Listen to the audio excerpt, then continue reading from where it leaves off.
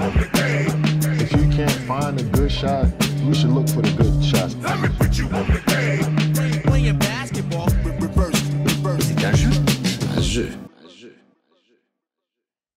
Bonjour à tous et bienvenue dans un nouvel épisode du jeu. Et aujourd'hui, je suis avec Théo Messer. Comment ça va, Théo? Ça va très bien, Fred. Ravi de te retrouver. Et j'en profite d'ailleurs parce que on va donner un peu l'envers du décor. C'est la première fois qu'on retourne en studio depuis le lancement du podcast. Donc, on tenait à vous remercier énormément pour vos commentaires, pour votre soutien, pour les suggestions aussi. Il y a pas mal de vidéos qui sont en préparation par rapport à vos suggestions. Donc, merci, c'est top. Pour un départ, moi, je suis ravi. Je sais pas si toi... T'es content des premiers retours et même des premières émissions Bah si, carrément, ce qui était cool, c'était de voir qu'il y avait une demande, visiblement une attente pour ce type de contenu. On va un peu vraiment au fond des choses. Alors l'idée, c'est de faire du tactico-technique, mais comme tu l'as très bien fait depuis le début, c'est d'être aussi dans la pédagogie, expliquer un petit peu parfois les termes, parce que c'est vrai que souvent on utilise des termes précis et sans revenir sur l'explication de ce qu'ils veulent signifier. Et même en dehors des commentaires, on vous remercie d'ailleurs encore une fois de tous les commentaires que vous avez pu laisser, comme disait Fred, que ce soit les suggestions et autres. J'ai eu pas mal de retours aussi de gens, de pratiquants en fait de basket qui étaient contents qu'un contenu comme le jeu existe et même qui me posaient des questions. Mais quand vous utilisez tel terme, qu'est-ce que ça veut dire exactement? Donc je pense que c'est ce qu'on pourra continuer à explorer au fil des épisodes. Ouais, tout à fait. Aujourd'hui, on va faire un épisode spécial dans le sens où on va vraiment parler d'actu. Ouais. Donc là, on est quel jour? On est vendredi. Je vous donne l'envers du décor parce qu'en fait, on va parler du début de saison. Mais entre aujourd'hui et la date de publication de ce podcast, il peut se passer 1000 choses. C'est vrai. c'est la NBA. En tout cas, on va parler des 2 premières semaines de compétition et des tendances générales et des équipes qui ont changé de style de jeu parce que pour le coup, il y en a beaucoup. Ouais. Je te propose de commencer justement sur les grandes tendances que tu as pu voir, tu as pu observer sur ces 2 premières semaines. Qu'est-ce qui t'a sauté aux yeux? Bah, c'est marrant parce que ce qui m'a sauté aux yeux, la première chose, c'est un thème dont tu avais parlé, toi, quand on avait parlé des grandes évolutions du basket. C'est, pour schématiser, mais c'est un peu, c'est un peu cliché de dire ça, mais c'est l'effet Pacers, en fait. Parce qu'en fait, on voit beaucoup d'équipes qui défendent tout terrain, ce qu'on voyait quasiment, dans de très rares exceptions en NBA. On voit beaucoup plus de jeux de relance, des équipes qui ont même complètement jeté leur playbook en se disant, bah non, on va jouer sans annonce. Donc c'est vraiment, t'as bien senti le truc parce que tu l'avais annoncé dès les premiers épisodes. Et je pense que c'est ce qui saute le plus aux yeux, quoi. Ouais, après, il faut toujours remettre en contexte. Ouais. Parce que sur les débuts de saison, c'est souvent le cas. Il y a des intentions qui sont nouvelles. Donc, et surtout, tu sors du training camp avec l'accent qui a été mis vraiment sur ça. Ça peut être, c'est possible pour certaines équipes. Et du coup, avec l'enthousiasme aussi d'un début de saison, on peut voir que le rythme va être très élevé. Et au fur et à mesure de la saison, ça peut baisser. Mais en tout cas, c'est la première chose que j'ai notée, justement, ce pace. Donc les possessions jouées par match qui sont en augmentation. L'an passé, la moyenne était de 98,8 possessions par match. Évidemment, c'était sur toute une saison. Là, sur ce début de saison, ces 2 premières semaines, on est passé à plus de 100 possessions. Donc, c'est 100,7 possessions jouées par match en moyenne. Et tu as des équipes comme Miami avec 105. Et tu as 20 équipes à plus de 100 possessions jouées par match contre 6 l'an passé. Donc là, on voit tout de suite le changement, quoi. C'est radical. Ouais. Et comme tu le disais, les défenses tout-terrain aussi, je les ai notées avec notamment Portland. Alors par contre, je ne sais pas si Chauncey Billups, sur le début de saison, j'ai pas vu le tout premier match des Blazers, mais j'ai pas vu si les Blazers avaient fait ça dès le premier match. Je ne sais pas si toi, tu l'avais vu ou pas, ce premier match. Mais en tout cas, j'ai l'impression que c'est quand même une patte de Thiago Splitter par rapport à ce qu'il a vu avec le Paris Basket. Je saurais pas te dire précisément, effectivement, j'ai pas vu non plus le premier match de Portland, mais je pense que si les Blazers ont fait venir Thiago Splitter, c'était quand même pour qu'il puisse injecter un petit peu de ce qu'il avait fait à Paris, même si à Paris, il avait aussi hérité déjà de ce qu'avait fait Tuomas Salo. Mais oui, je pense qu'en plus, quand tu regardes la façon dont est construit le roster de Portland, avec beaucoup d'athlètes, des joueurs jeunes, ça a tous les sens du monde, en fait, de se dire, bah non, nous, sur la saison, en fait, de toute façon, on vise pas d'être champion, on va pouvoir user des équipes parce qu'on va pouvoir exercer ce rythme toute l'année. Tout à fait. En plus, c'est pertinent, comme tu dis, par rapport à son effectif. Qu'est-ce que tu as noté d'autre? J'ai noté, mais c'est un peu la continuité de ce qu'on avait dit, plus d'équipes qui jouent rebond offensif aussi. Et ça, c'est vraiment marrant parce que quand je m'y suis intéressé à un niveau hyper amateur il y a 5-6 ans, sur ces notions de rebond offensif, on en avait parlé un petit peu tous les deux, ça se faisait quasiment plus en fait. Et il y avait même plus vraiment d'habitude de box-out, etc. Et c'est assez impressionnant de voir comment ça a changé en 5-6 ans, je pense. Et maintenant, il y a de plus en plus d'équipes effectivement qui jouent cette notion de rebond offensif. C'est ça. Est-ce que tu as noté d'autres choses? Mais c'est marrant parce que c'est vrai qu'il y a pas mal de choses qu'on a soulignées dans cet épisode sur les prochaines révolutions. Et on voit déjà dès ce début de saison, on voit ces choses-là. Ces défenses tout-terrain. Et il y a des défenses de zone. J'ai noté aussi les défenses de zone. Ouais. Quasiment toutes les équipes passent en zone à un moment donné dans le match. Et certaines équipes défendent plus en zone que d'autres. Je pense à Miami, évidemment, Utah. Denver aussi. Ouais, Denver. Denver énormément aussi, ouais. C'est assez nouveau, quoi. Enfin, cette fréquence en fait de défense de zone. Je partage et c'est assez marrant parce que tu vois les équipes pour lesquelles ça fait partie de leur ADN un petit peu, et tu vois des équipes qui jouent de la zone parce que c'est la mode et tu vois que ça fonctionne pas du tout, quoi. J'ai vu par exemple les Pelicans essayer de jouer une défense de zone face aux Spurs, c'était juste catastrophique en fait. C'était même pas, enfin, je me permets, mais c'est même un choix tactique que je comprends pas vraiment quand tu sais que les Spurs sont 2 joueurs de tellement grande taille que tu pourras toujours donner la balle au poste haut. Donc c'est assez marrant de voir effectivement les équipes qui essaient de s'y mettre en disant visiblement il faut faire de la zone, et celles pour qui c'est vraiment, voilà, ça fait partie de leur ADN, ils savent comment le faire. Et puis souvent ces équipes-là, ce qui est intéressant, notamment celle de Miami, moi que j'adore, c'est que elles sont polymorphes en fait. C'est ça. Voilà, elles s'adaptent. Il y a des principes de défense individuelle, c'est en partie de la match-up. C'est celle-là que je trouve les plus intéressantes. Ouais. Et justement, tu parles de Miami et des Spurs. Miami a défendu en zone contre les Spurs et est revenu dans le match en défendant en zone. Et c'est vrai que tu le soulignes et c'est important de dire, ça ne s'improvise pas en fait une défense de zone. Ça se travaille, coulisser, l'intelligence de jeu, comprendre comment défendre collectivement sur une défense de zone, c'est pas donné à tout le monde. On voit que Miami s'est bien huilé. Il y a Golden State aussi qui a fait exactement la même défense de zone que Miami. Donc je pense que des équipes inspirent les autres, tout simplement. Mais il faut cet ADN-là, comme tu dis. Ouais, surtout si je me permets les joueurs américains connaissent peu en fait dans leur formation. Il n'y a pas de défense de zone, ils connaissent peu ça en fait. Donc il y en a certains qui la découvrent quelque part, même s'ils ont peut-être croisé en NCAA. Mais en NCAA, il y en a quand même pas mal. Mais après en fait, tu as souvent des équipes qui jouent beaucoup de zones ou quasiment pas de zone en NCAA. Donc certains ont peu de concepts en fait, peu d'habitudes, notamment de déplacement, d'ouverture d'angle face à ces défenses-là. Et tu vois, c'est pas étonnant finalement. Tu donnes des équipes, que ça soit les Warriors, que ça soit les Spurs ou Miami qui s'en est saisi il y a longtemps déjà. C'est des équipes où tu sens que c'est pas juste un gimmick, il y a vraiment dans même pas le coaching, j'ai envie de dire, dans l'enseignement en fait de la défense, tu sens qu'il y a un travail de fond qui est là depuis longtemps, quoi. Est-ce que tu vois autre chose, d'autres choses qui t'ont marqué sur ce début de saison? Après, c'est peut-être plutôt au niveau individuel. Il y a quand même, peut-être 2 choses. Notamment sur la première semaine de la saison, j'ai l'impression que ça s'est un petit peu, c'est revenu un peu à la normale, mais le nombre de fautes sifflées en fait côté arbitrage, c'était assez impressionnant, quoi. Parfois sur des joueurs qui tentaient énormément de lancer franc, alors que l'an dernier, j'avais trouvé que dès le début, justement, il y avait eu cette idée de dire, non, on va laisser un peu plus quand même de contact physique, et on va arbitrer un peu mieux.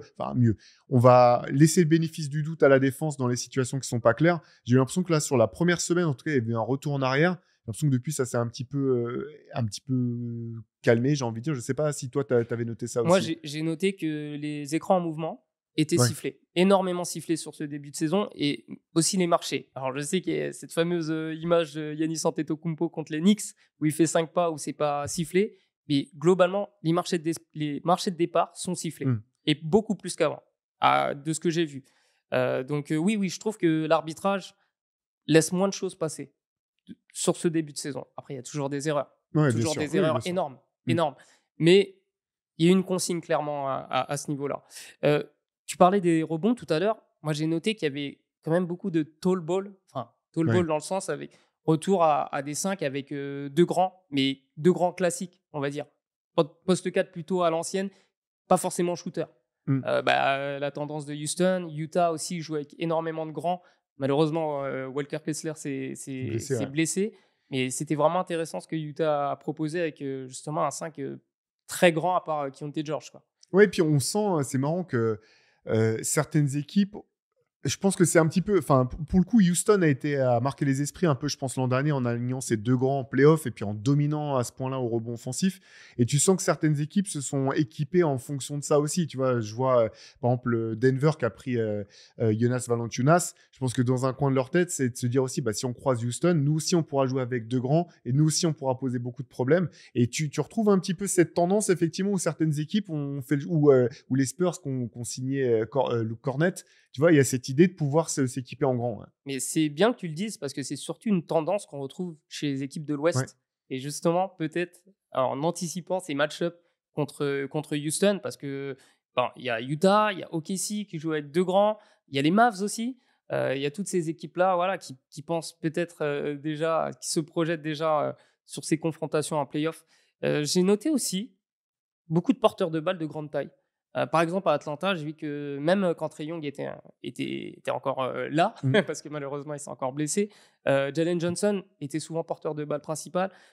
C'est aussi une tendance qui revient. De toute façon, les postes de jeu disparaissent, et on en trouve de plus en plus ces grands porteurs de balle. Keyshawn George aussi à Washington Carrément, ouais. l'a pas mal fait, et j'aime ça. Enfin, Ouais. je trouve que c'est cool comme tendance. Ouais, c'est clair. On peut penser à Amen Thompson aussi avec la blessure de Fred VanVleet est responsabilisé C'est ça. là-dessus. Effectivement, on le voit de plus en plus. Dallas a tenté aussi avec Cooper Flag. Ouais. Je pense que pour le coup que c'est trop de choses à demander. C'est le plus jeune rookie, hein. C'est le plus jeune joueur de la NBA, Cooper Flag. Moi, je trouve que c'est quand même sans doute trop lui demander, même si à terme, je pense que ça sera bénéfique. Mais en termes de résultats bruts, je pense que c'est trop tôt. Mais oui, ça, de toute façon, c'est un peu toujours le rêve de tous les coachs, avoir un porteur de balle qui est suffisamment grand pour voir au-dessus de la défense en permanence, de garder son ballon à distance, etc. C'est le rêve de tout le monde, quoi. Tout à fait. J'avais noté aussi vraiment sur la première semaine, beaucoup de tirs à mi-distance. Retour un peu de Ouais. ces tirs à mi-distance. D'ailleurs, il y a 8 équipes à plus de 33% en fréquence. Quasiment un tir, c'est quasiment un tir sur 3 contre 5 l'an passé. Alors, je ne sais pas si c'est une tendance qui va durer. Et j'ai vraiment l'impression que certaines équipes sont vraiment OK avec le fait de prendre des tirs à mi-distance, surtout quand elle a des spécialistes, en fait. Quand elles ont des spécialistes. Mais moi, je pense que c'est marrant parce que même à des niveaux, alors, je me permets de faire le parallèle à nouveau avec le niveau amateur. Au niveau amateur aussi, en fait, parce que le niveau amateur s'inspire de ce qui se passe à très haut niveau. Et du coup, en fait, il y a ces tirs à mi-distance qui sont à nouveau disponibles parce que les défenses sont focalisées sur l'idée de protéger le cercle ou protéger la ligne à 3 points. Et forcément, c'est ce qu'on avait dit dans l'épisode sur la défense. Tu peux pas tout arrêter, en fait. Donc, si tu choisis d'arrêter certains secteurs qui te semblent les plus importants, ça veut dire que tu vas en ouvrir d'autres. Et je suis pas surpris, en fait, de cette évolution du fait que le tir à mi-distance puisse retrouver de l'intérêt pour certaines équipes.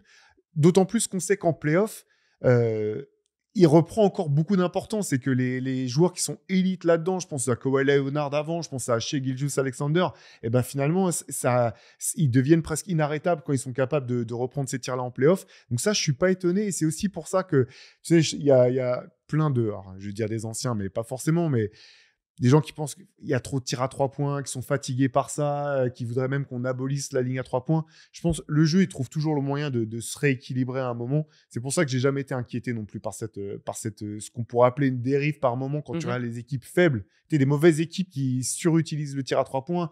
Ça, effectivement, c'est pas appréciable. Mais globalement, les choses finissent toujours par s'équilibrer. Tout à fait. Est-ce que tu vois autre chose? La dernière chose, c'est peut-être sur les performances individuelles. Sur la première semaine, c'était complètement dingue. En fait, les cartons qu'il y avait, des triples-doubles, des matchs à plus de 40 points. C'est, je pense, les choses qui m'ont le plus marqué. Mais je reviens, il y a peut-être aussi le double effet de ce qu'on a dit, des équipes qui jouent plus vite, donc plus de possession, donc plus l'opportunité de scorer. Le fait que sur la première semaine, encore une fois, les arbitres ont sifflé beaucoup de fautes sur les porteurs de balles. Donc je pense que voilà, ça va se rééquilibrer. Mais c'est vrai que là, tu vois, je ne m'attendais pas à ce qu'on ait forcément, au bout de quelques semaines, autant de joueurs où tu dis, c'est un candidat potentiel au MVP, avec chacun des lignes de stats aussi impressionnantes. Ouais, c'est ça. Tu vois, par rapport à ce que tu disais sur le rythme de jeu, moi, j'ai noté qu'il y avait quand même énormément de drive et énormément d'équipes qui drivaient, justement, avec beaucoup de cette mobilité autour du drive. On va parler de Miami, mais justement, cette inspiration de Miami avec l'attaque des Grizzlies l'an passé. D'ailleurs, ils ont travaillé avec Noah Larache et il me semble qu'ils l'ont recruté même dans leur staff. Oui, ce serait ouais. pas étonnant. Ouais. Ouais. Juste pour. Ça, c'est vraiment une chose qui m'a marqué en fait. Le fait qu'il y ait pas mal d'équipes qui basent leur jeu sur le drive. Drive and kick. Il y en a de plus en plus. Et c'est complètement. Et ce qui est intéressant, je trouve, et puis là, on va pouvoir vraiment y venir, c'est de voir, un petit peu comme pour la zone, celles qui savent bien le faire ou pas. Et il y a une équipe qui est chère à ton cœur, je trouve, qui s'en sert pas très bien. Parce qu'en fait, ce qui est magnifique avec Miami, moi, je sais que les gens m'identifient comme un fan du 8. Historiquement, je suis même pas un fan du 8, en fait. C'est que j'adore Eric Spoelstra. Je pense que c'est vraiment je pense que c'est le meilleur coach que j'ai vu officier, en NBA en tout cas. Et donc, je suis fan de ce qu'il peut proposer. J'ai adoré les équipes avec Jimmy Butler. Mais là, sur ce début de saison, le Heat, alors là, Bam Adebayo s'est blessé, donc j'espère qu'il pourra revenir. Mais c'est une des équipes les plus plaisantes à voir jouer parce qu'il y a énormément d'animation et parce que justement, autour de ces drives, il y a du mouvement, il y a beaucoup de mouvement. Et c'est ça qui fait que leur début de saison est peut-être un peu surprenant au vu de la blessure de Tyler Hero. Mais là, tu vois, c'est pas simplement prendre un gimmick en se disant, nous, on veut marquer des points au cercle. C'est dans une orchestration collective avec des principes de jeu suffisamment clairs pour que les joueurs arrivent à les appliquer. Et c'est ça je trouve que c'est ça qui fait la richesse du jeu du 8 en ce début de saison. Mais écoute, transition parfaite. On va parler des équipes qui ont changé de style. Et tu parlais du Heat. Ce mouvement, c'est vraiment ce qui distingue cette équipe. C'est l'équipe, il me semble, qui joue le moins de pick and roll sur ce début de saison. Tu peux revenir justement sur ça, sur ce nouveau style de jeu. C'est aussi la première équipe en termes de pace qui joue très très vite. Qu'est-ce que tu peux me dire sur les matchs que tu as vus du Heat ? C'est cette notion que finalement, on sort un petit peu des... Alors, c'est intéressant parce que Tyler Hero est blessé, donc ça a aussi un petit peu redistribué les cartes. Je trouve que c'est peut-être l'attaque la plus égalitaire qu'il y a en NBA cette année. Je crois qu'il y a 8 joueurs à 8 points ou plus sur la saison, ce qui est énorme. Et parce qu'en fait, c'est vraiment sur cette idée de spacing. Déjà, ils jouent 4 extérieurs, voire parfois même avec les 5 joueurs à l'extérieur. Et en gros, c'est vraiment l'attaque du Paris Basketball, quoi, avec le principe de la circle offense, où tous les joueurs bougent en fonction du ballon pour libérer des espaces. Et ce que je trouve cool, par contre, c'est que Miami a vraiment le personnel pour jouer cette attaque. Je trouve qu'il n'y a pas de croqueur, en fait. Et c'est cette notion de...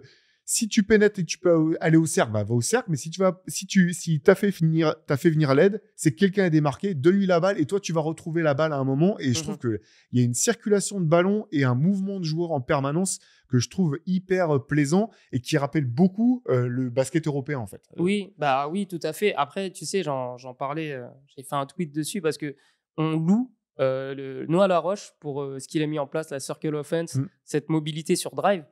C'est un truc en Europe, notamment en France, normalement en U13, tous les coachs sont censés mettre en place des choses comme ça parce que tu ne joues pas sur des systèmes, tu joues que sur de la mobilité. Je drive là, ça bouge là, ça rééquilibre. Et finalement, c'est très basique, mais ça fonctionne. Au plus haut niveau, ça peut fonctionner parce que justement, on a des joueurs qui, surtout dans la NBA actuelle, en termes de drive, en termes de faculté à éliminer, à franchir le défenseur, c'est des choses qu'on voit. Et maintenant, avec cette mobilité, avec des shooters, parce que le Heat met aussi beaucoup de shooters sur le terrain, ça crée du jeu, ça crée des opportunités, ça crée des tirs faciles. Et finalement, c'est beau à voir en plus. Carrément. Et l'autre élément, c'est que Miami a beaucoup de joueurs qui sont capables de prendre la bonne décision avec le ballon, en fait. C'est important. Et tu vois, en fait, quand tu as un joueur comme Bam Adebayo qui peut prendre le rebond défensif, initier tout de suite l'attaque en montant la balle, et derrière qui peut, en fonction de tes options ou du match-up, soit les jouer dedans et être un vrai point de fixation intérieur, soit jouer de l'extérieur. Je pense que c'est la saison où il prend le plus gros pourcentage de ses tirs vient des tirs à 3 points. Je crois que c'est presque 40% de ses tirs sont à 3 points cette saison.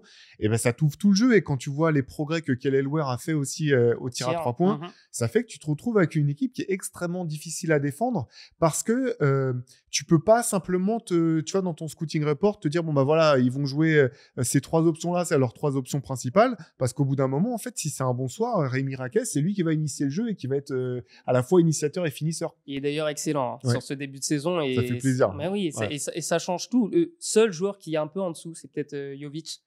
Par rapport à ce qu'on attendait. Il avait commencé la saison en tant que starter. Finalement, maintenant, il sort du banc. C'est un peu difficile, alors que lui, il a vraiment ce profil type qui correspond à ce que veut mettre en place Eric Spoelstra, parce que pour moi, je l'ai toujours vu comme un dévoreur d'espace sur du jeu rapide avec la Serbie. Il est très performant sur ces phases de jeu-là. Et finalement, là, peut-être qu'il est en crise de confiance, mais c'est peut-être le joueur qui est un peu en dessous par rapport à l'ensemble du collectif. Et Norman Powell, c'est dommage, parce qu'il a bien commencé la saison, il a raté quelques matchs sur blessure, mais il change beaucoup de choses aussi. Sa faculté à mettre des tirs, ça change. Fontecchio aussi, vraiment, j'adore. C'est ce que j'allais dire. Parce qu'en fait, c'est ça aussi. Tu regardes, il y a Pelle Larsson, il y a plein de il y a des joueurs aussi européens pour qui, tu le disais en fait, c'est naturel de jouer comme ça en fait. C'est très simple. Donc, ils se fondent là-dedans naturellement. Juste un mot pour Jovic. C'est un des joueurs que je trouve les plus frustrants depuis plusieurs saisons parce qu'en fait, je trouve que d'un moment à un autre, même d'un match, t'as l'impression que c'est pas le même joueur, quoi. Il va enchaîner 3 actions où tu dis ah bah là c'est vraiment un joueur de haut niveau, et puis après il va avoir 3 actions, il va disparaître ou avec des mauvais choix, et l'inconstance c'est vraiment le plus gros problème de Nikola Jovic depuis il est arrivé très jeune en NBA, hein, il est encore suffisamment jeune pour trouver la bonne carburation, mais je suis pas si étonné que tu vois il y ait ses hauts et ses bas dans son début de saison. Ouais, tout à fait. Mais quand tu me parlais du 8 là, ça me faisait penser aux Spurs. Justement, cette fameuse équipe Beautiful Game des Spurs en 2014, il y a un peu de ça, parce que tu parles des joueurs européens, c'est ça. Et en plus, sur demi-terrain, il y a beaucoup de jeux, en fait, comme je t'ai dit, pas beaucoup de pick and roll, beaucoup de stagger, beaucoup d'actions comme ça, où tu mets les joueurs en mouvement, en fait, et tu as un mouvement qui est perpétuel, et vraiment, ça me fait penser à ce que j'avais pu voir des Spurs à l'époque. Alors, ça n'a rien à voir avec ce qu'il y a aujourd'hui. Aujourd'hui, il y a beaucoup plus de mouvement qu'à l'époque, mais ça me fait penser un peu à ça. Ouais, et ce qui est intéressant, je trouve, avec Miami, c'est que, alors il y a déjà eu des équipes comme ça, tu sais, qui, je pense, c'est souvent l'exemple que je donne, c'est que c'est le plus marquant, l'équipe d'Atlanta avec Kyle Korver, etc., qui avait un très beau jeu offensif, très léché, ou des équipes du Jazz, tu vois, où en saison régulière, ça marche, mais en playoff, tu sais qu'à un moment, ça va, même s'ils sont premiers de leur conférence, ça va taper dans le mur. Alors Miami n'est pas premier de sa conférence, mais ce qui est intéressant, c'est que par moment, ils rejouent du pick and roll, et en fait, tu rejoues du pick and roll, bah, tu as un mec qui est super sur le short roll comme Bam Adebayo, tu as Kelly Elwer qui est une vraie menace pour le coup, pour rouler jusqu'au cercle. Donc en fait, ces options-là, quand tu joues comme Miami joue, ça ne veut pas dire que tu abandonnes toutes tes autres options. En fait, c'est que tu les gardes dans ta poche et que tu peux les réimpliquer au moment que tu décides. Quoi. Et c'est vrai que tu vois, quand Tyler Hero va revenir, la logique voudrait qu'il rejoue un peu plus de pick and roll parce qu'il est excellent là-dedans. Mais ça t'empêche pas t'es pas obligé de remettre tout à la poubelle. En fait, c'est que ça te donne des options en plus dont tu vas pouvoir te servir en fonction de tes besoins, en fonction de l'adversaire. Écoute, je te propose qu'on parle de Portland maintenant, dans le même style. Enfin, dans le même style. Un peu dans le même style, parce que j'ai noté que les Blazers faisaient énormément de drives par match. Il y avait également beaucoup de mobilité, et il y a ce high pace, donc ce nombre de possessions jouées, 104, c'est deuxième de NBA. Et ce qui les différencie peut-être, c'est le côté défensif, on en parlait, cette défense étouffante, tout terrain, et ces rotations, parce que ça fait jaser à Memphis, mais finalement, Portland, il y a beaucoup de rotations aussi. Bon, c'est peut-être pas aussi extrême que ce que fait Chioma Cizalo, mais il y a quand même énormément de rotations, et j'ai l'impression même que Sidi Sissoko, sur son dernier match, il a apporté énormément de choses. Il y a un truc avec cette équipe. Vraiment, je vois un truc qui me plaît énormément, parce qu'il y a une énergie, et j'ai l'impression que c'est une équipe qui peut être dangereuse. Plus la saison va continuer, plus cette équipe va être dangereuse. Alors, je sais que, je veux pas tirer sur l'ambulance de John C. Billups, et je sais que Portland avait montré des choses intéressantes sur la fin de saison l'an dernier, mais je les avais beaucoup regardés en début de saison l'an dernier. Je me disais qu'il y a du talent quand même dans cette équipe. Et pour moi, c'est quand même. Alors, bien sûr, la conférence Ouest était un tel coupe-gorge que je m'attendais pas à ce qu'ils fassent des résultats. Mais je pensais notamment sur le début de saison qu'il y avait quand même plus à exploiter, quoi. Et j'ai l'impression que c'est ce que fait Thiago Splitter sur ce début de saison. Et c'est aussi. On pourra parler de Memphis tout à l'heure, mais je pense plus facile avec une équipe de jeunes qui n'a rien prouvé, notamment sur les rotations. Et c'est plus facile, je pense, de t'imposer et de dire maintenant on va fonctionner comme ça, que quand tu as un mec comme Ja Morant qui comprend pas pourquoi il doit sortir et qui manifestement a l'air de pas comprendre que c'est une question d'identité collective en fait, et que tu peux pas. Il y aura des exceptions à des moments précis de match et de série de playoffs s'il y a playoffs, mais que sur la saison régulière, il faut que tu développes des habitudes de jeu. Et Portland, ce qui est vraiment intéressant, c'est ce qu'on disait un petit peu en préambule. Plein de jeunes, c'est athlétique. Ils ont un leader défensif extraordinaire en la personne de Jrue Holiday, qui pour le coup est vraiment arrivé hyper préparé. On aurait pu se dire qu'il serait un peu dégoûté quand même de se retrouver dans ce projet de reconstruction à ce stade de sa carrière. Je pense que le projet a changé depuis, tu sais, son trade. son trade. Ouais. Parce que là, il voit très bien qu'il y a du talent et que l'année dernière, c'était déjà. Et que ça marche, quoi. Ouais, ça marche. Pardon, je t'ai coupé. Non, c'est ça. Et en fait, pour le coup, alors il était ce trade, on en avait pas mal parlé dans le CQFR, notamment avec Shai et Antoine. Il laissait un peu perplexe à cause de l'argent que ça impliquait. Mais moi, je le comprenais en termes de leadership. En fait, je disais cette équipe, quand même, il y a plein de jeunes, mais il n'y a pas une vraie direction. Tu fais venir un mec comme Jrue Holiday, il va cadrer, en fait. Tu vois, il va apporter son leadership. Et là, on voit son impact, en fait. C'est-à-dire que c'est vrai que tu t'entraînes, même si on sait qu'en NBA, tu t'entraînes pas tant que ça au quotidien. T'as un mec comme ça aux entraînements, tu sais qu'il va arriver prêt. Tu sais que défensivement, c'est un des meilleurs défenseurs de la ligue depuis 10 ans, en fait, clairement. Et avec tous les extérieurs qu'il a, c'est un puits de science. Et c'est chouette, cool de voir que, en termes d'identité et d'ambiance, j'ai l'impression qu'il y a quelque chose qui s'est passé aussi, qu'il y a eu un déclic collectivement dans cette équipe de Portland. Ouais, tout à fait. Et il y a un joueur, moi, qui m'impressionne, c'est Toumani Camara. Ouais. Défensivement, c'est vraiment impressionnant. Sur sa défense tout-terrain, il gêne vraiment, il fatigue vraiment ses adversaires. Wesley aussi, qui, malheureusement, s'est blessé récemment, mais j'ai trouvé aussi énorme impact sur ses minutes. Jeremy Grant, une adresse incroyable. Enfin, je trouve que voilà, l'équipe est bien huilée et chaque joueur va apporter un truc. Et Avdija aussi, on n'en a pas parlé, mais il continue vraiment il a passé un monter, cap clairement l'an dernier. Avec encore plus d'adresse à 3 points. Je pense que voilà, les Blazers, notamment pour Avdija, les Blazers vont continuer, je pense, à s'instaurer et peuvent viser le top 6, je pense, à la fin de la saison à l'Ouest. Ouais, ça va être à suivre. Moi, j'attends de voir. J'attends de voir avec le retour de Scoot Henderson aussi. C'est quand même un joueur qui a plein de talent, de potentiel, mais qui a pas passé de cap. Et je trouve ça vraiment dommageable pour lui qu'il ait dû manquer le début de saison sur blessure. C'était marrant, tu sais, c'est anecdotique, tu vois, mais je regardais, il y a un match où il était sur le banc et tu sais, les commentateurs lui avaient donné un casque pendant le match, en fait, et il lui posait des questions. Et c'était assez intéressant parce qu'il n'arrivait pas du tout à se concentrer sur les questions, tellement il était dans le match à encourager ses coéquipiers, etc.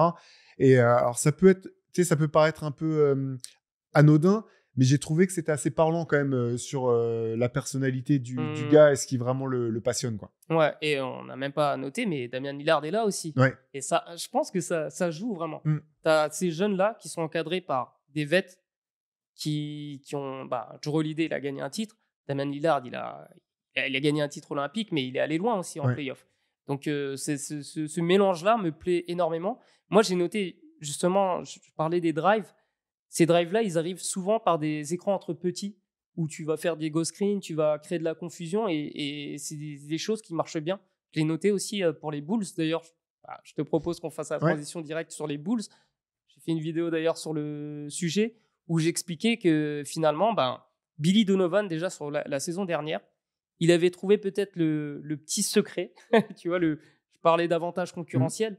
C'est sur ce location effective field goal. C'est une donnée statistique qui permet de voir où sont les tirs les plus rentables sur le terrain. C'est ça, c'est une anticipation, on doit dire, de la rentabilité des tirs par rapport à l'endroit. Les tirs au cercle, en moyenne en NBA, ça vaut 66%. Et les Bulls prennent 43% de tirs au cercle. Donc, ça te donne une valeur relative, estimée. Sur les tirs à mi-distance, c'est 44%, il me semble. Et sur les tirs à 3 points, c'est 36%. Et les Bulls prennent beaucoup de tirs au cercle, un peu moins à 3 points, mais quasiment pas de tirs à mi-distance. Mais l'année dernière, les Bulls étaient moins performants que la moyenne en NBA sur certains de ces tirs. Sauf que cette saison, ce n'est pas le cas, notamment sur les tirs à 3 points. Sur les tirs à 3 points, aujourd'hui, ils ont une adresse de plus de 40%. Ça change énormément de choses. Ils sont bons aussi à mi-distance, même s'ils n'en prennent pas beaucoup. Par contre, au cercle, ils sont médiocres. Ils sont à 61%, alors que la moyenne est beaucoup plus haute. Mais vu qu'ils prennent 43% de tirs à 2 points et qui rentrent à 60%, ça te donne quand même un certain nombre de points. Et je l'ai noté dans cette vidéo, c'est 58 points théoriques. Donc, c'est énorme. il y a un petit. Bon, c'est peut-être un gadget, mais ça ne l'est pas en fait. C'est vraiment réfléchi, c'est vraiment de la macro-tactique pour optimiser une équipe qui, globalement, par rapport à d'autres équipes, manque de talent. Ouais. Non, je te rejoins et tu avais été. Franchement, chapeau à toi parce que tu avais fait aussi une session sur Basket Session pour mettre en avant le travail de Billy Donovan. Avant même, Avant même. Ah ouais. avant même que la saison débute. Mais c'est Je vrai, tiens à le hein, préciser. voilà, exactement, en disant c'est un coach qui mérite qu'on parle un petit peu de lui, alors que moi je suis quand même assez sceptique sur ce qu'il a pu faire en NBA jusqu'à présent. Mais tu as raison dans le sens où les bons résultats des Bulls, alors c'est d'abord le fruit de ce que les joueurs font sur le terrain. Ça, on peut jamais enlever ça. Hein. C'est les joueurs qui jouent. Mais ça, c'est quand même, ça résulte d'une réflexion du coaching staff et une application pour saisir ces choses-là. C'est quand même la grosse surprise de ce début de saison. Hein, quand même, les Bulls, premiers de la conférence Est au moment où on enregistre, ils n'avaient qu'une défaite. Pour autant, je suis pas sûr que ça soit vraiment tenable sur la saison régulière. Il y a quand même des pourcentages de réussite à 3 points. Josh Giddey est très bon sur ce début d'année. Je suis pas sûr qu'il 5 joueurs à plus de 40%, voilà. avec 4 tentatives à voir par match. À voir si ça se confirme. Et je pense que les autres équipes s'adapteront. Je pense aussi que les Bulls, je veux pas taper sur la tête des fans de Chicago, mais j'ai été tellement déçu par le passé, par des moments où je me suis enflammé, tu vois, que maintenant je suis prudent. Ils bénéficient aussi du retard à l'allumage de certaines autres équipes qui me semblent mieux armées quand même pour pouvoir perdurer. Mais ça enlève rien à ce que tu as dit, parce que il y a quand même une équipe qui s'est créée l'an dernier en courte saison après Enfin voilà, ça a pris un petit peu de temps. Josh Giddey, j'adore ce joueur, j'aimais beaucoup déjà au Thunder. C'est juste, ils cadraient plus vraiment avec leur projet, mais c'est un super joueur. Et là, il y a une identité. C'est une équipe qui est super plaisante à voir jouer en tout cas. Ouais, bah c'est ça. C'est un peu les mêmes ingrédients que les équipes dont on parlait, même si en termes de pace, en fait, ils sont restés au même niveau que l'année dernière. L'année dernière, ils étaient deuxième de NBA avec 102. Aujourd'hui, avec 101,8, ils sont 12e de NBA. Mais c'est le même rythme. Et surtout, c'est une équipe qui est performante aussi. Je parlais des Blazers. Sur ce côté écran entre petits, ils en font énormément. Ils font énormément, notamment Kevin Huerter, qui sur ça est vraiment, vraiment bon pour glisser les écrans. Et ça crée beaucoup de confusion, ça crée beaucoup de lignes de drive sur demi-terrain. Les Bulls sont un peu moins performants sur demi-terrain. Et toujours est-il que ce rythme de jeu-là, il y a de la mobilité aussi sur drive. Ils prennent beaucoup de tirs au cercle parce qu'il y a du mouvement. Et aussi, c'est des bons tirs. C'est des bons tirs. Et défensivement, par contre, il n'y a pas de... C'est là où moi, j'ai plus de réticence. C'est que c'est vrai qu'aujourd'hui, ils surperforment, entre guillemets, parce que les adversaires n'ont pas de réussite à 3 points, mais aussi parce que les adversaires ne prennent pas beaucoup de tirs à 3 points. Et ça, c'est aussi dû à la défense des Bulls qui s'est vraiment focalisée sur ça. Par contre, il y a beaucoup de tirs qui sont pris au cercle contre eux, parce que justement, ils ne sont pas dissuasifs. Et jusque-là, ils ont aussi beaucoup de réussite, notamment parce que Boutzelis, il est très bon en fait sur c'est près du cercle. Et Kevin Huerter aussi, je crois que c'est le joueur des Bulls qui a fait le plus de contres sur ce début de saison. C'est exactement ça. Mais bon, je pense que ça, c'est un peu moins tenable que leur attaque, parce que sur une saison, tu peux avoir un niveau d'adresse qui est au-dessus de tes capacités. Enfin, sur une saison, c'est possible. Enfin, je pense que c'est tenable. Ouais, complètement. Non, mais défensivement, je te rejoins. Je pense qu'ils n'ont pas le personnel, de toute façon, pour avoir une équipe suffisamment forte pour avoir de vraies aspirations. J'aime beaucoup ce que fait Matas Boutzelis sur ce début de saison. Et pour le coup, défensivement, je pense qu'il y a encore un palier qu'il peut franchir. Je le trouve déjà bien. Et il a tous les atouts physiques et de mobilité pour devenir potentiellement élite. C'est ça, parce qu'en fait, il a vraiment bossé cet été sur son côté physique, côté athlétique. On sent que c'est pas encore au point, mais il est très jeune. Ouais. Il est très jeune. Et justement, sur ses tirs au cercle, lui, il est vraiment en dessous de la moyenne. Il est qu'à 58% de réussite, alors qu'il en prend beaucoup plus que la saison dernière. Mais j'ai l'impression que lui, il va continuer à monter. Et pour moi, ça va être un super joueur en NBA. Potentiellement, potentiellement All-Star, parce qu'il a une bonne adresse à 3 points. S'il améliore ses tirs, sa réussite au cercle et sa défense, je la trouve déjà très bonne. C'est peut-être... les Bulls vont peut-être construire autour de Josh Giddey et lui pour l'avenir. Et je voulais parler aussi d'Ayo Dosunmu, qui pour moi est vraiment excellent. Enfin, j'adore ce joueur. J'adore ce joueur. Et pareil, en termes d'efficacité sur ce début de saison, c'est complètement fou. Mais je me demande c'est quoi la limite de cette équipe, parce que Kobe White n'est pas là. Il y a Zach Collins aussi qui est blessé. Ça fait des atouts en plus. Est-ce qu'on n'est pas sur le début de quelque chose? Je ne veux pas m'enflammer du tout pour cette équipe, mais il y a peut-être un truc qu'on n'a pas perçu en pré-saison qui va finalement nous surprendre toute l'année. Peut-être. Je t'avoue que j'ai quand même j'ai l'impression que ça manque quand même d'un talent vraiment très fort en plus quoi, pour valider tout ça. Sur Osonu, je te rejoins, j'aimais déjà beaucoup défensivement. Là, il est extraordinaire aussi à l'adresse. On adresse sur ce début de saison à voir s'il arrive à tenir le cap. Mais ouais, ça fait un peu. Enfin, ça fait plaisir de voir une équipe de Chicago qui performe en tout cas. C'est peut-être bête à dire comme ça, mais historiquement, quand Chicago et les Knicks sont intéressants, ça rend quand même la conférence Est plus intéressante. Transition parfaite. On va parler des Knicks et de cette nouvelle attaque avec Mike Brown. Beaucoup plus de passes, beaucoup plus de mouvements aussi. J'ai noté des choses. Les Knicks sont passés de 181 passes par match l'an passé à 315,6 cette année. Donc, ils sont top 5 cette année. Sur les mains à main, pareil, la fréquence, elle a augmenté. C'était 4,5% l'année dernière. C'est passé à 7,3%. Pareil, sur les touches par match, c'est le nombre de joueurs qui touchent le ballon. Ils sont passés de 401 à 442. Donc, ils étaient bottom 10, donc dans les 10 plus faibles, à top 10 aujourd'hui. Et là, ça change tout. Brunson, l'année dernière, il gardait le ballon 6,06 secondes par touche, ce qu'on appelle. Et aujourd'hui, c'est 4,76. Donc, il y a tout qui a été remis en ordre, en fait. C'est un jeu beaucoup plus collectif avec énormément de drive and kick, énormément d'attaques de close-out. Et dans ce jeu-là, j'ai envie de dire que c'est peut-être aujourd'hui Karl Anthony Towns qui est peut-être moins à son avantage parce qu'il se retrouve dans un rôle où il touche beaucoup la balle, parfois en hub offensif, tour de contrôle. C'est peut-être pas là où il est le plus à l'aise, mais ça reste intéressant dans son développement. Et sur les derniers matchs, c'était quand même de mieux en mieux.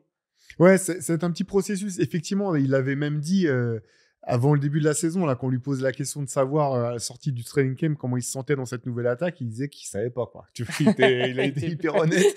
Il était pas encore convaincu. Par contre, ce qui est sûr, c'est que on va pas revenir sur le licenciement de Tom Thibodeau et tout l'excellent travail qu'il a fait à New York, mais c'était quand même la grosse limite, quoi. L'an dernier, là, il se passait rien en fait offensivement, quoi. C'était sans remettre toujours. Tu avais l'impression au talent des joueurs, en fait. Tu vois, j'avais l'impression qu'il n'y avait pas un schéma offensif qui était là pour leur mâcher le travail ou les aider. Là, c'est ce que Mike Brown a mis en place. C'est pas encore tout à fait abouti. Tu sens que ça prend du temps. Tu sens que je sais pas comment dire. Il y a quelque chose qui se dégage un petit peu de cette équipe où tu sens que c'est pas encore ancré en eux, quoi. En fait, ce qu'il avait dit Mike Brown, c'est qu'ils n'arrivaient pas à jouer 48 minutes et que sur certaines séquences, sur certains matchs, sur les premiers matchs surtout, on pouvait voir 20 minutes ou 18 minutes excellentes. Et par contre, derrière, complètement perdu. Et sur le match justement qui gagne contre les Bulls, c'est sans doute leur meilleur match où ils ont été le plus réguliers par rapport à leur façon de jouer. Et je pense que c'est pas facile en fait, de changer de style. Et ça prend toujours du temps. Mais je trouve que ce qu'on voit déjà là, c'est positif en fait. Même si le bilan n'est pas forcément bon, je trouve qu'on voit déjà des choses intéressantes, quoi. Et des joueurs comme Bridges qui sortent leur épingle du jeu avec ce nouveau style de jeu. Heureusement, parce que c'était quand même l'un des plus gros, je trouve, comment dire, des choses qu'on pouvait le plus reprocher à Tom Thibodeau l'an dernier, c'était quand même de ne pas arriver à plus se servir du talent offensif de Mikal Bridges. C'est un joueur qui coûte beaucoup d'argent, qui était venu parce qu'il devait avoir un impact, mais pas uniquement en défense. Et même, tu vois, j'en reviens là, en play-off, il a fait des très bons matchs, Bridges, mais c'était des moments où, en gros, il jouait tout, enfin, il devait se débrouiller tout seul, quoi. Il n'y avait rien qui était fait pour faciliter tout ça. Ma question, tu parlais de Karl Anthony Towns. Pendant longtemps, je trouvais que c'était sans doute le All-Star le plus catastrophique à la passe quand il était avec les Wolves. Des pertes de balles pas possibles, des mauvais timings sur les lectures de prise à deux. Il a fait un énorme boulot, hein. L'an dernier, j'ai trouvé qu'il était bien meilleur avec New York dans ce rôle-là.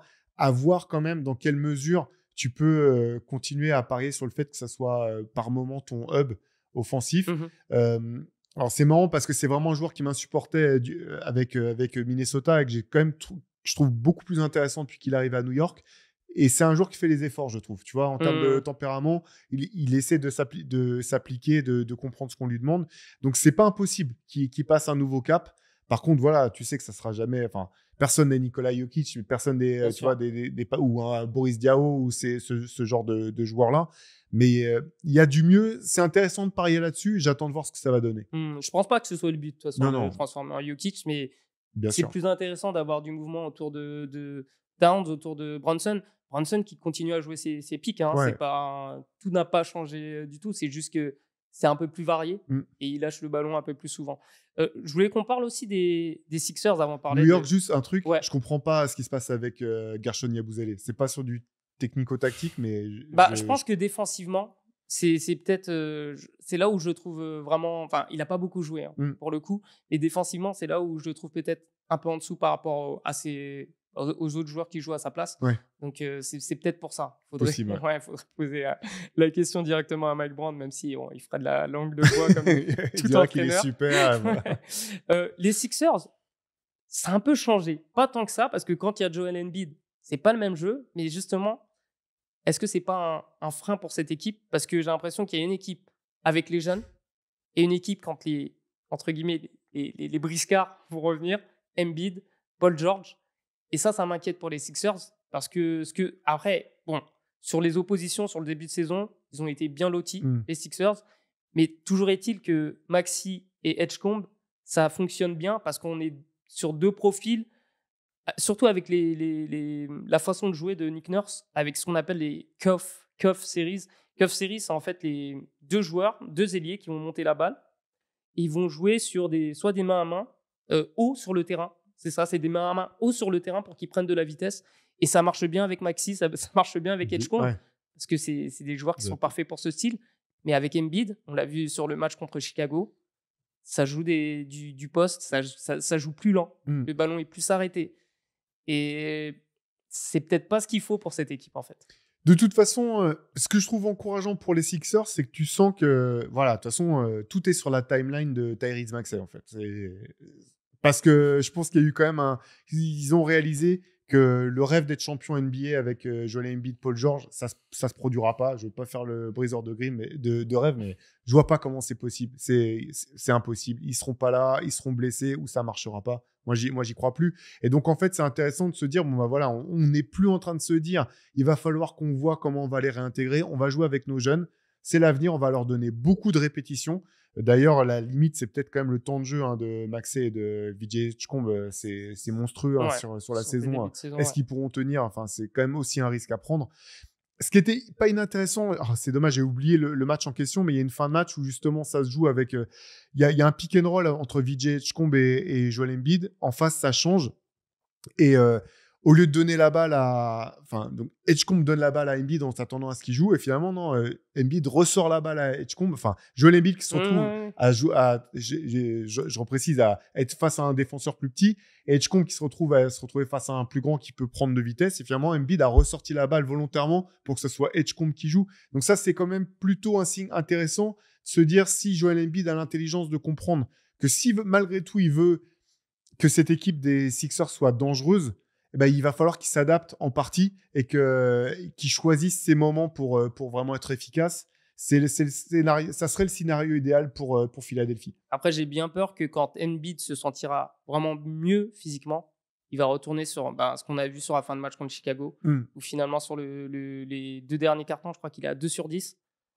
Et oui, l'attaque et du coup des Sixers était totalement sans rythme en fait sur la fin de match, alors qu'ils ont mené de 24 points dans cette rencontre. Donc je me poserai des sérieuses questions, on va voir. C'est une vraie question. Après, j'ai vraiment rien contre le joueur, mais je pense que c'est impossible de parier sur le fait que Joel Embiid retrouvera son état de forme qui lui avait permis d'être MVP, ou que je pense que ça sera par fulgurance. C'est de la même manière que c'est impossible, je pense, de se dire quand Paul George il va revenir, il va jouer jusqu'à la fin de saison. C'est des joueurs qui ont un historique qui est trop lourd. Ouais, et en plus, il y a des bons joueurs dans cette équipe. Jabari Walker, il fait un super début de saison. Trenton Watford aussi, qui est revenu, qui fait un bon début de saison. Et Quentin Grimes aussi, qui est toujours dans sa lancée, en fait. Et il y a McCain, en plus, qui est revenu. Donc, c'est dommage. J'ai l'impression qu'il y a du potentiel. Mais ce potentiel peut être potentiellement gâché par le retour. Enfin, c'est peut-être incohérent ce que je dis, parce que les deux meilleurs joueurs sont censés être Embiid et Paul George. Mais est-ce que le vent a déjà tourné? Est-ce que c'est déjà trop tard? Je ne sais pas. Très sincèrement, je ne sais pas. Ce qui est d'autant plus compliqué que tu ne peux pas complètement basculer parce que c'est deux joueurs qui sont intransférables. Ah oui. Donc, tu es coincé avec cette équipe, quoi. Ouais. On va finir peut-être par Orlando. J'ai beaucoup de choses à dire sur cette équipe, malheureusement, ce début de saison. Non, on va parler aussi un peu des Spurs et du Jazz, mais j'aimerais faire un focus sur Orlando. Ouais. Et donc, ce début de saison catastrophique, avec ce changement de style. Le Magic était l'une des équipes avec le rythme de jeu le plus lent de NBA la saison passée, à peine 90 par match. Là, ils sont 5e avec 102,6. Et le gros problème, c'est que le Magic n'a pas forcément boosté son attaque avec ça. Et surtout, défensivement, je ne reconnais plus cette équipe. L'équipe a perdu son identité. Alors, on pointe souvent justement le fait que c'est dû à ce changement de style. Et notamment parce que sur la transition défensive, le Magic est catastrophique sur ce début de saison. Mais moi, je pense ça va même plus loin. Je pense que cette équipe s'est projetée un peu trop sur l'attaque, sur cette pré-saison. Peut-être qu'ils en ont trop fait dessus. Le focus a été trop mis là-dessus, pas forcément sur les séances d'entraînement. Et je pense que mentalement, cette équipe s'est dit, on est bon en défense, ce qu'il faut qu'on améliore, c'est l'attaque. Et ils se sont trop focalisés là-dessus.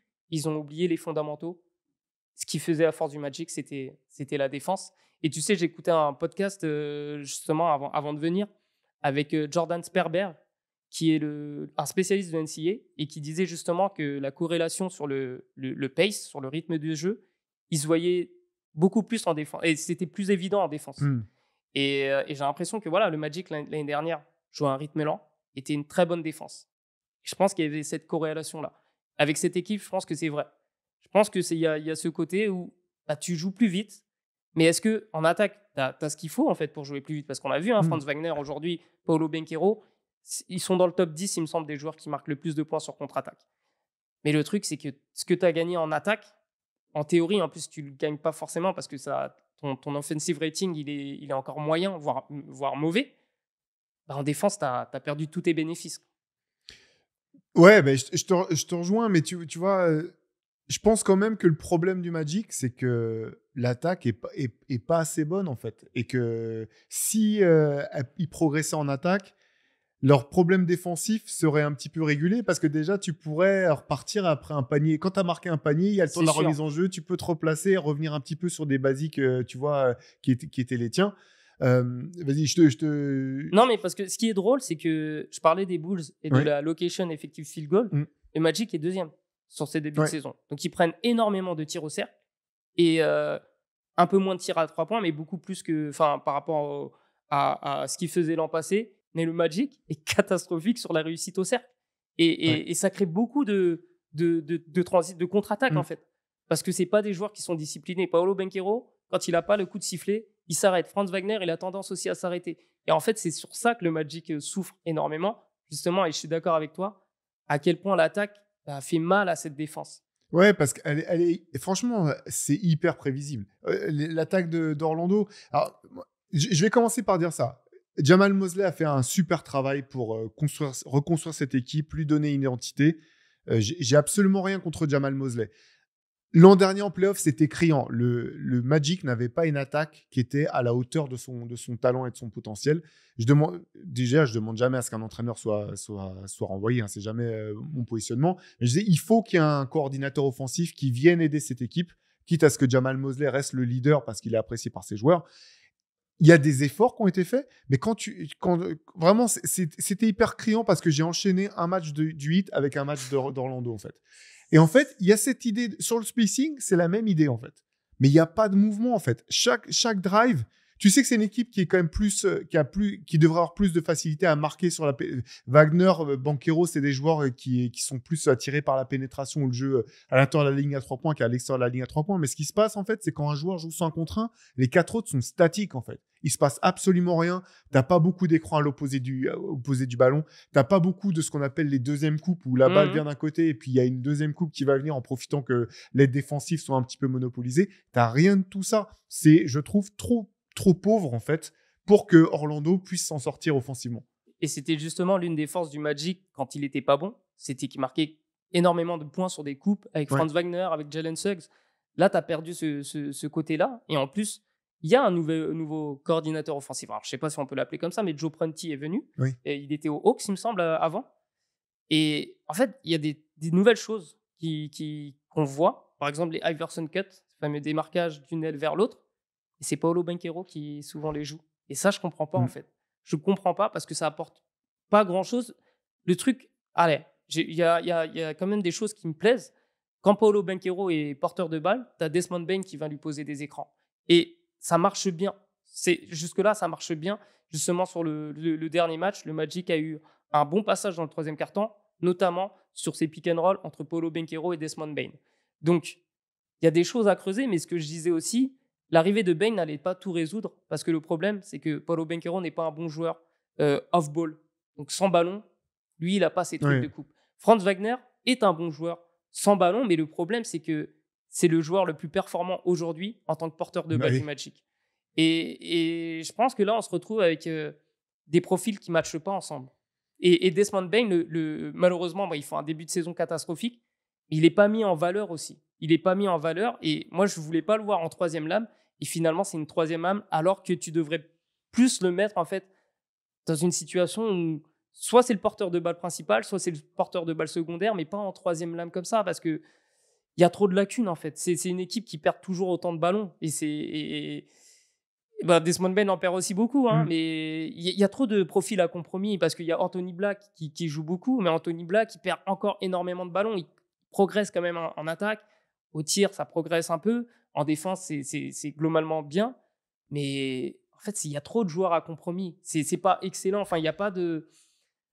J'ai l'impression que cette équipe, finalement, dans le style de jeu que Jamal Mosley avait mis en place sur les saisons passées, certes, il y avait un plafond, mais tu avais l'impression qu'en fait, c'était bien maîtrisé. Ce style de jeu lent, plutôt défensif, ça fonctionnait bien avec ce type de joueur.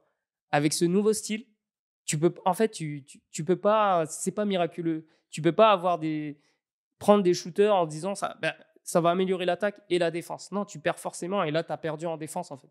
Mais je trouve aussi qu'offensivement, j'ai l'impression qu'offensivement, ils sont pas allés au bout de la réflexion, en fait. Et que tu vois, un certain nombre de pertes de balles, c'est aussi parce que leur attaque, elle est hyper prévisible. Et que j'ai l'impression, quand je regarde un match d'Orlando, quand je regardais en playoff l'an dernier et quand je regarde sur ce début de saison, j'ai l'impression qu'ils attaquent toujours face à une défense qui est en place, en fait. Oui. Il n'y a pas suffisamment de déséquilibre, il n'y a pas suffisamment de mobilisation des aides défensives pour te créer des opportunités de passes plus simples, en fait, et potentiellement de tirs plus simples au tir.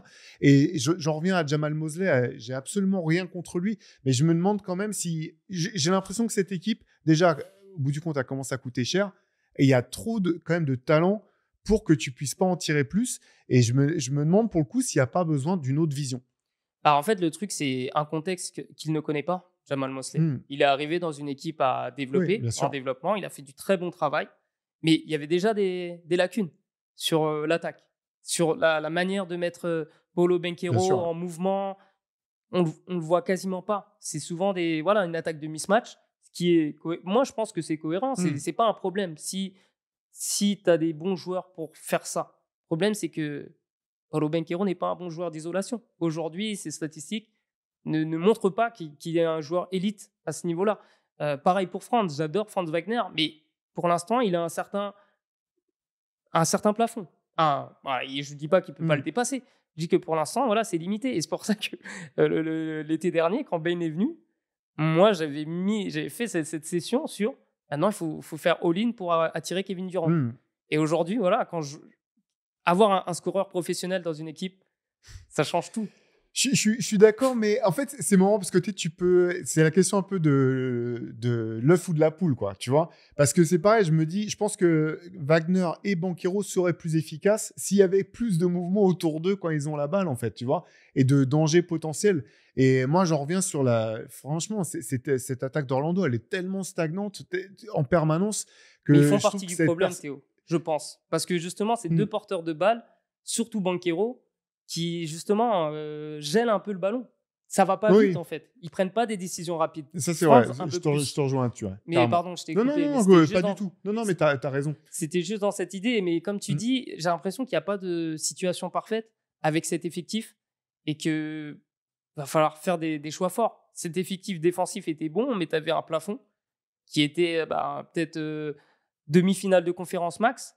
Avec cette équipe-là, l'idée, c'était de garder tout ce qu'on a de bien en défense, mais avec des joueurs offensifs comme Ben qui vont faire passer un palier à cette équipe. Sauf que jusque-là, ça ne fonctionne pas. Faut pas... Et que ça fait que 2-3 semaines de compétition, donc il ne faut pas s'enflammer non plus. Mais tous les signes sont mauvais, là, franchement. Surtout au vu des attentes, parce que là, l'objectif, c'était finale de conférence minimum. Je pense que si c'est pas ça, c'est quand même une déception pour Orlando. Et je te rejoins, il va falloir faire des choix forts. Je serais étonné que ça soit un trade d'un des joueurs. Et honnêtement, encore une fois, y a pas, tu l'avais dit dans une émission, il n'y a pas de mauvais coach en NBA. En fait, c'est tous, voilà, les questions qu'on est en train de soulever. Jamal Mosley se les a posées 200 000 fois par jour, en fait. Donc, je dis pas que nous on met le doigt sur des choses qui sont évidentes, mais j'ai le sentiment qu'il y a besoin d'une autre vision, en fait, pour refaire table rase, en fait, et repartir des éléments et de voir comment mieux les imbriquer. Mais ces joueurs-là, quand même, tu dois pouvoir développer une attaque qui soit quand même meilleure, quoi. Et la dernière chose par rapport à ça, c'est difficile pour un entraîneur qui est là depuis plusieurs années avec les mêmes joueurs de changer de style et de leur dire bah, toi, tu vas prendre beaucoup moins de tirs, de situations comme ça. Et c'est ce qui se passe avec Paolo Banchero, finalement. Ouais, c'est ça. Mais il y a des équipes. Enfin, si t'es Greg Popovich, tu peux le faire. Si t'es Eric Spoelstra, tu peux le faire parce que de toute façon, c'est un peu comme en universitaire où tu sais que les joueurs ils sont de passage, quoi. Que eux, ils vont rester quoi qu'il arrive. Ou Steve Kerr, dans une certaine mesure, avec les Warriors, tu vois, surtout l'an dernier quand ça se passait mal avec Kuminga, et c'est bon, bah vas-y, tu joues pas. C'est pas toi qui vas me faire virer. Mais c'est vrai que dans une situation comme Orlando, c'est très compliqué. Ouais. On va juste finir. Pas faire long parce que là, c'est déjà long. Parler un peu des Spurs. Début de saison, Tony Truant, ça commence à être un peu plus difficile avec, on avait vu un Victor Wembanyama sur un premier match où il a enchaîné les drives et on s'est dit bah ouais, là c'est le cheat code ultime. Depuis, les Spurs jouent un peu moins comme ça, on le retrouve plus dans des situations de poste et on a vu que Phoenix a énormément gêné Wembanyama en étant finalement très physique au sol et finalement c'est logique en fait avec un joueur comme ça, tu peux pas le gêner en l'air. Donc il te reste la solution terrienne, quoi, le sol, et c'est ce que Houston avait très bien fait sur les saisons précédentes, et là Phoenix a réussi à faire ça, donc c'est peut-être la solution finalement face à ces Spurs là, tant que le spacing autour de même le shooting, on va dire, ou même peut-être le coaching aussi, faut en parler aussi, peut-être qu'il n'est pas encore parfait pour optimiser le potentiel de Victor Wembanyama. Après, alors c'est vrai qu'il y avait aussi le fait que les Spurs avaient un calendrier assez favorable sur le début de saison, ce qui a aidé à prendre de la confiance, à engranger des résultats.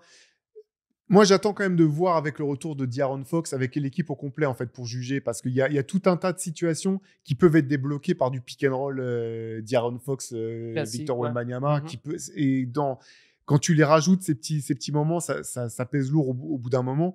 Là, il y a aussi la blessure de Dylan Harper, qui est pas totalement anodine.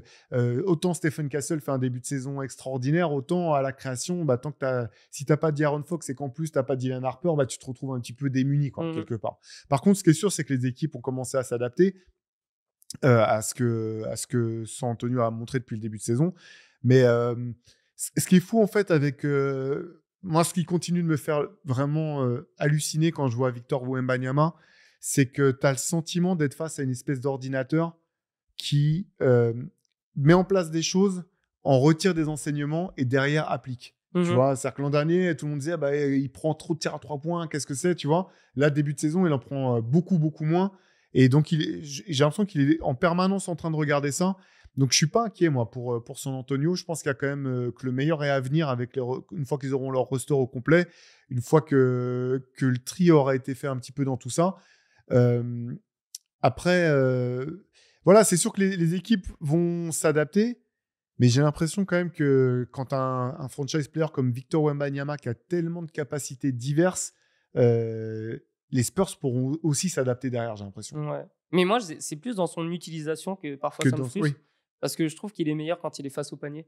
Limite, en tant que porteur de balle, c'est... Ce qui est intéressant, c'est en début de saison, on le voyait plus à l'elbow, en fait. Ce qui, pour moi, est l'évolution naturelle de son spot, en fait. Parce que de là, il a un tel rayonnement que c'est très difficile de le défendre là-dessus, de défendre sur lui là-dessus. Ce que j'avais noté, notamment sur les tout premiers matchs, en fait, c'était sur son... je trouve qu'il avait réduit son temps de lecture, en fait. Quand la balle arrivait dans sa main, et notamment, tu sais, une fois, on avait fait une question nous avait été posée sur c'était quoi, les signatures moves qui nous avaient le plus marqué.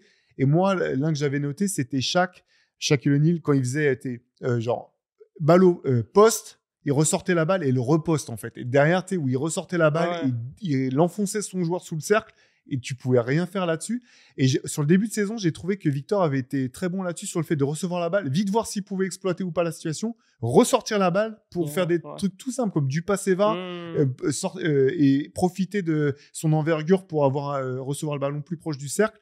Et j'ai eu le sentiment qu'après, ça s'était un petit peu plus espacé, ce type de situation. Ouais. Mais je pense que ça, vraiment, c'était quelque chose sur les tout premiers matchs qui m'avait vraiment marqué. Ouais, ben oui, mais moi aussi. Et c'est pour ça que sur les derniers matchs, on n'a plus trop vu ça. Et c'est dommage. On va parler rapidement, encore une fois, très rapidement, des Hornets. C'est pas mal aussi ce qui se passe chez les Hornets. En termes d'offensive rating, c'est passé à 117,3. Donc, ce qui est bien, 11e de NBA. C'était une chose que j'attendais de cette équipe jeune qui était pas assez bonne en attaque pour moi par rapport au potentiel. Mais bon, là, Con Knuppel a changé pas mal de choses parce que bon, il a déjà un tir qui est bien efficace. Colin Sexton, ça fonctionne bien. Et il y a le rebond off aussi. C'est vraiment une de qualité avec Diabaté qui est vraiment excellent. Mais aussi Kalkbrenner, le rookie, que j'attendais pas à ce niveau-là. Les deux prennent plus de 3 rebonds offensifs par match. Et ça booste vraiment, vraiment les Hornets. Le seul problème, c'est que Treman passe à côté de son début de saison et Lamelo, il est encore trop irrégulier au niveau du scoring. Mais sinon, c'est pas mal les Hornets. Ouais, c'est clair. Lamelo a fait des efforts quand même parfois défensivement. C'est ce qui est alors pas vraiment systématique. Le problème, c'est que bon, pareil, il a un historique de blessure qui est tel que c'est dur de tabler sur le fait que ça reste stable. Con Knuppel, c'était l'un des joueurs que j'avais le plus hâte enfin, j'étais vraiment curieux de voir ce qu'il allait pouvoir donner. C'est vraiment intéressant ce qu'il montre sur ce début de saison. Voilà, bonne surprise des Hornets, mais je pense quand même que ça va être trop irrégulier. C'est juste pour le côté sympa et qui change. Wizards aussi, il y a des intentions de jeu qui sont nouvelles. Je t'ai dit, j'ai bien aimé Keyshawn George sur ce début de saison. Alex Sarr, très bon début de saison. Super début de saison. Ça fait plaisir. Bon, il y a toujours ce côté où on sait qu'ils vont pas faire les playoffs, mais il y a le développement des jeunes que j'aime bien. Malgré le fait que Middleton et McCollum jouent beaucoup, il y a quand même ces jeunes qui se développent à côté. Quand on compare avec Brooklyn, tu vois, pour moi, il n'y a pas photo. Washington, aujourd'hui, est beaucoup plus avancé. Ouais, carrément. Déjà, ils ont fait les bons choix. À la draft, en fait, ils ont récupéré des Keyshawn George. C'est devenu le chouchou d'Antoine Pimel. Là. Ils en parlent tous les jours. Donc, oui, je confirme. Ils ont fait les bons choix. Et au bout du compte, c'est un petit peu comme Portland. Tu fais venir Chris Middleton et CJ McCollum pour encadrer toute cette jeunesse. Je pense qu'en termes de développement humain presque et de développement, c'est quoi être un athlète de haut niveau si tu veux rester dans la ligue, c'est comment tu dois être un coéquipier si tu veux rester dans la ligue. C'était vraiment le bon move en fait. Ouais, tout à fait. Et ça permet aux jeunes de se développer tranquillement, j'ai envie de dire, plutôt que d'être sous les feux des projecteurs tout de suite. Carrément. C'est pas évident. Je parlais un tout petit peu aussi des Suns. Je les ai pas beaucoup vus, mais de ce que j'ai vu pour un nouveau coach, Jordan Hott, ce qu'il fait, ça me semble cohérent. Je vois beaucoup de pick and roll. En fait, beaucoup de Spanish pick and roll, Spain pick and roll. Avec c'est simple. Tu réexpliques-le peut-être pour les gens que ça. Le Spanish pick and roll, donc il y a un deuxième écran en fait. Il y a le poseur d'écran qui va recevoir un écran aussi d'un autre joueur qui est souvent un shooter. Et ce joueur-là, il va s'écarter derrière la ligne à 3 points quand le grand va rouler au cercle. C'est pour donner une double option et pour brouiller aussi les lectures défensives. Ouais, voilà, grosso modo, c'est comme ça. En fait, tu forces la défense à faire 2 choix de suite très rapidement. Ça. Le premier sur le premier pick and roll et le deuxième sur le deuxième écran où tu vas devoir choisir entre un shooter à 3 points qui peut être dangereux et un grand qui va rouler au cercle. C'est ça. Donc, les Suns, bon, on va voir comment ça se passe. Et là, Jalen Green a fait son premier match. Il a marqué 29 points en 23 minutes. Donc, c'est à voir pour la suite. Et je vais juste finir par le Jazz. Le Jazz, malheureusement, je parlais de la blessure de Walker Kessler. C'était pas mal, parce qu'on voyait beaucoup de jeux en mouvement aussi de la part du Jazz. Kessler qui prenait énormément de tirs à 3 points. Markkanen qui a fait une pointe à 50 points. J'aime bien aussi George, pour le coup, Keyonte George. Lui qui est plutôt dans un style porteur de balle où lui, il va jouer des actions pour lui. Contrairement aux autres où c'est beaucoup de mouvements, lui, il va pouvoir jouer plus d'actions pour lui. Et c'est dommage parce que cette équipe, elle me plaît. J'adore leur coach. Mais tu as l'impression que tu as ce plafond qui va leur taper sur la tête très rapidement en fait, avec les blessures. Ouais, de toute façon, c'est pas une équipe qui était armée pour aller loin. Donc, limite, bien sûr, enfin, déjà, c'est toujours dramatique quand un joueur doit manquer toute une saison sur une blessure. Là, je pense à Walker Kessler. Mais au bout du compte, je me demande si c'est pas mieux pour Utah, les choses sont plus claires, quoi. Il faut. Après, est-ce que ça va vraiment leur donner une chance d'être, tu vois, d'avoir le premier choix de la draft? On a vu Ça, sur les années. c'est pas ce que l'histoire a montré. L'an dernier, Ouais. Bah oui. voilà, ça n'a pas été payant. Mais est-ce que ça a vraiment du sens de continuer? Est-ce que, tu vois, Lauri Markkanen dans cette équipe, ça a du sens pour Lauri Markkanen et pour le Jazz? J'en suis pas sûr. Ah, peut-être qu'ils le font jouer aussi pour le trader Pour le derrière. montrer, bien mais sûr, oui. quoi qu'il arrive, Will Hardy, il va faire son Voilà, jeu. ouais. Enfin, il va proposer du jeu. Là, j'ai noté des inspirations de Dan Hurley quand même, sur la façon de jouer, Ouais. où il plaçait ses pivots, beaucoup de jeux de main à main, beaucoup de mouvements. Ça me fait penser à ça, à cette équipe de Dan Hurley qui est du succès en NCAA. Donc, c'est toujours une équipe que je vais suivre, de toute façon, le Jazz. Bon, on a fait déjà long. Il y a plein d'autres équipes qui sont intéressantes. Franchement, ce début de saison, moi, il me plaît énormément. Je sais pas toi, c'est Bah peut-être si, le cas, pareil. ouais. Ce qu'on disait, il y a plein de choses à voir, que ce soit sur les joueurs ou que ce soit sur les philosophies d'équipe, etc. Puis, le début de saison était explosif. Je ne me rappelais pas d'un début de saison où il y avait autant de performances folles soir après soir. Limite, on a presque. Enfin, c'est une saison où on ne parle pas du tout de Jokic, genre qu'il enchaîne triple-double après triple-double. La saison va être Et même kiffante. SGA, quoi, on Bah n'en ouais, parle pas carrément. tant que ça, alors qu'ils ont banalisé Ouais. chose qui c'est pas du tout banal ce qu'ils font, mais bon, bref. C'est clair. Bon, en tout cas, c'était un plaisir, Théo. Comme toujours, Fred. J'espère que ça t'a plu. J'espère que ça vous a plu aussi. N'hésitez pas à mettre dans les commentaires vos suggestions pour les prochaines émissions et notez aussi vos observations sur ce début de saison. Et nous, on se retrouve la semaine prochaine pour un nouvel épisode du jeu. Ciao.